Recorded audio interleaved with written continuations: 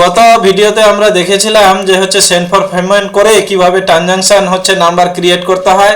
তো আজকে আমি প্রথমে হচ্ছে অ্যাপ্রুভারের ইউজার আইডি এবং পাসওয়ার্ড দিয়ে হচ্ছে WBBMEর যে সাইট আমাদের হচ্ছে এনরোলমেন্টের জন্য সেই সাইটে ঢুকে গেছি। ঢোকার পর আগের দিনে যে আমি চালানটা হচ্ছে ক্রিয়েট করে রেখেছিলাম সেই চালানটা একটু হচ্ছে খুলে নিই, আপনাদেরকে দেখা দিই, তারপরে কিভাবে অনলাইনে পেমেন্টটা কমপ্লিট করতে হয় আপনাদেরকে ধাপে ধাপে দেখাবো। তো আগের দিনে যে চালানটা আমি ক্রিয়েট করেছিলাম এই হলো সেই চালান। এই চালানটা হচ্ছে এটা আমি হচ্ছে কপি করে নিচ্ছি, কেন এটা আমার লাগবে। এইবার এখানে কি লেখা আসতেছে, পেমেন্ট পেন্ডিং।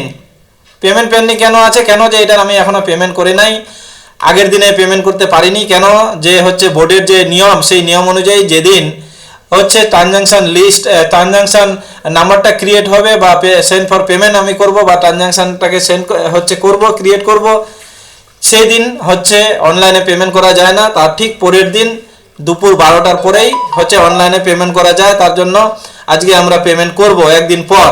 তাহলে আমি এই আইডিটাকে প্রথমে আমি কপি করে নিলাম, কপি করে নিয়ে এবার আমি চলে যাচ্ছি SBI কালেক্ট। তো এই যে SBI কালেক্ট এই হচ্ছে ওয়েবসাইটটা আমি খুলে নিচ্ছি। প্রথম লিঙ্কটাতে ক্লিক করে ভিতরে প্রবেশ করছি। তাহলে ভিতরে প্রবেশ করার পর দেখেন এখানে বেশ কয়েকটা অপশন রয়েছে। আমি আপনাদেরকে পরিষ্কার করে আরেকটু দেখাই। এই যে আদার ইনস্টিটিউশন, এখানে আমি ক্লিক করে এবার ভিতরে প্রবেশ করব। তাহলে এটাতে ক্লিক করে নিচ্ছি আমি। তাহলে ক্লিক করে নিয়েছি, একটু সময় দিলে এরকম পৃষ্ঠাটা খুলে যাবে। এবার এই যে এখানে সার্চ ফর আদার ইনস্টিটিউশন, এখানে লিখবো আমি মাদ্রাসা। মাদ্রাসা, এই মাদ্রাসা লেখার পরে পরে দেখেন চলে আসছে নিচে the WBB of Madrasa edu fund. তাহলে এখানে আমি ক্লিক করে নিচ্ছি। তাহলে WBB অফ মাদ্রাসা এডু ফান্ডে ক্লিক করার পর এরকম পপ আপ একটা ওপেন হয়ে গেল। এখানে দেখেন পেমেন্ট ক্যাটাগরি, এটা অটোমেটিক্যালি চলে এসেছে ওয়েস্ট বেঙ্গল মাদ্রাসা বোর্ড এনরোলমেন্ট। এবং নিচে কি আছে, এন্টার ট্রানজাকশন নাম্বার। আমি যে ট্রানজাকশন নাম্বারটা কপি করেছিলাম সেটা এখানে আমি পেস্ট করে নিলাম, বসিয়ে দিলাম। এবার কি করব, দেখেন নিচে একটা অপশন, দুটো অপশন আছে, একটা ব্যাক আর একটা হচ্ছে ফেচ পেমেন্ট ডিটেলস। আমি এখানে ফেচ পেমেন্ট ডিটেলসে ক্লিক করব। তাহলে ক্লিক করে নিচ্ছি আমি। তাহলে ফেচ পেমেন্ট ডিটেলসে ক্লিক করার পর এরকম হচ্ছে ওপেন হয়ে গেল। আমি একটু নিচে নামি। তাহলে এবার নিচে কি আছে দেখি। এখানে রিমার্কসে কিছু দেওয়ার দরকার নেই। এখানে আরেকটা জিনিস বলি আপনাদের, নাম্বার অফ স্টুডেন্ট আমার 38টা স্টুডেন্টের এই টাকাটা এখন বর্তমানে আমাকে পেমেন্ট করতে হবে। তাহলে এবার আমি নিচে নামছি। আমি একটু নিচে চলে আসলাম। এই যে নিচে এবার দেখেন এখানে ইন্ডিভিজুয়াল লেখা আছে আর অর্গানাইজেশন, আমরা অবশ্যই ইন্ডিভিজুয়ালে রাখবো। তারপরে নেম বলতে কার নাম, এখানে প্রতিষ্ঠানের হেড অফ দ্য ইনস্টিটিউশনের নাম লিখবেন। আমি আমার নাম লিখে নিলাম। এইবার হেড অফ দ্য ইনস্টিটিউশনের ডেট অফ বার্থটা এখানে বসাতে হবে। আমি আমার ডেট অফ বার্থ বসিয়ে নিচ্ছি। তো এটা এখান থেকেও আপনি সিলেক্ট করতে পারেন, এই যে এই জায়গা থেকে সিলেক্ট করতে পারেন, কিংবা আপনি ডাইরেক্ট যদি মনে করেন যে ধরেন যে আপনার ডেট অফ বার্থ হলো 10 হচ্ছে তারপরে স্ল্যাশ দিয়ে দিলাম হচ্ছে 12 ধরেন 1982, সাপোজ আমি এটা ডেট অফ বার্থ। তাহলে এইভাবে আপনি দিয়ে জাস্ট একটা বাইরে ক্লিক করবেন বা এখানে ক্লিক করবেন। দেখেন আমার ডেট অফ বার্থটা কিন্তু সিলেক্ট হয়ে গেল এখানে।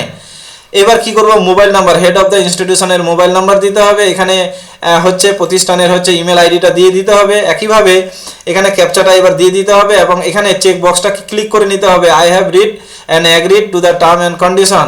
তাহলে আমি এগুলো সব বসিয়ে নিচ্ছি এবং তার সঙ্গে সঙ্গে এবার আমি নেক্সট করব। আমি একে একে সব বসিয়ে নিয়েছি, ক্যাপচাটাও বসিয়ে দিলাম। এবার হচ্ছে কি করব, নেক্সট করব। তাহলে আমি নেক্সট করে নিচ্ছি। নেক্সট করা মাত্র এরকম একটা উইন্ডো ওপেন হয়ে গেল। এখানে টোটাল টাকার পরিমাণ দেখাচ্ছে, বাচ্চার দেখাচ্ছে, ইন্ডেক্স নাম্বারটা আমি আমার ঢেকে রেখেছি।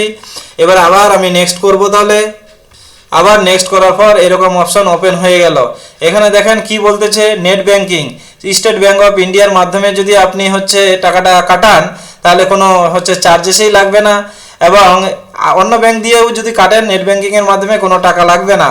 একইভাবে রুপে কার্ড, ডেবিট কার্ড, তারপরে হচ্ছে ব্রাঞ্চে গিয়ে যদি আপনি টাকাটা কাটাতে চান তাহলে হচ্ছে 59 টাকা এক্সট্রা লাগবে। আর নেট বা RTGS করলে কোনো রকম টাকা লাগবে না। UPI is not available between এত টু এত, ইউপিআই এখন অ্যাভেলেবেল নয়। তাহলে হচ্ছে আমি এই নেট ব্যাংকিংয়ের মাধ্যমে টাকাটা কাটাবো। তাহলে আমি এবার নেট ব্যাংকিংয়ের এই অপশনে ক্লিক করে নিচ্ছি। তাহলে এরকম হচ্ছে অপশন ওপেন হয়ে গেল, এই উইন্ডোটা খুলে গেল। নেট ব্যাংকিংয়ের ওই অপশনে ক্লিক করার ফলে এখানে আপনার নেট ব্যাংকিংয়ের ইউজার আইডি দিবেন, পাসওয়ার্ড দিবেন। আর যদি আপনি মনে করেন যে ইউপিআই এর মাধ্যমে করবেন সেভাবেও করতে পারেন, পদ্ধতি একই। তাহলে আমার ইউজার আইডি এবং পাসওয়ার্ড আমি বসিয়ে নিচ্ছি। এবার আমি আমার নেট ব্যাংকিংয়ের ইউজার আইডি এবং পাসওয়ার্ড বসিয়ে দিলাম। এবার আমি লগ ইন করে নিচ্ছি।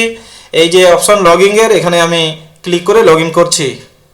তো আইডি পাসওয়ার্ড দিয়ে ভিতরে প্রবেশ করলাম। এখানে আমার নেট ব্যাঙ্কিংয়ে দুটো অ্যাকাউন্ট আছে, তার জন্য এই অ্যাকাউন্ট দুটো এখানে শো করতেছে। এই যে এখানে একটা অ্যাকাউন্ট আর হচ্ছে নিচে একটা অ্যাকাউন্ট, এবং সেই অ্যাকাউন্ট দুইটার ব্রাঞ্চ কোথায় সেটা এখানে হচ্ছে আছে। এই যে এখানে ব্রাঞ্চ এই জায়গাতে আছে। এইবার হচ্ছে আপনাদের যদি একটু নিচে দেখি, আমরা যেটা পেমেন্ট করতে চাইছি 6080 টাকা, তার যে একটা রেফারেন্স নাম্বার যেটা দিবে আমাদের সেটা এখানে আছে।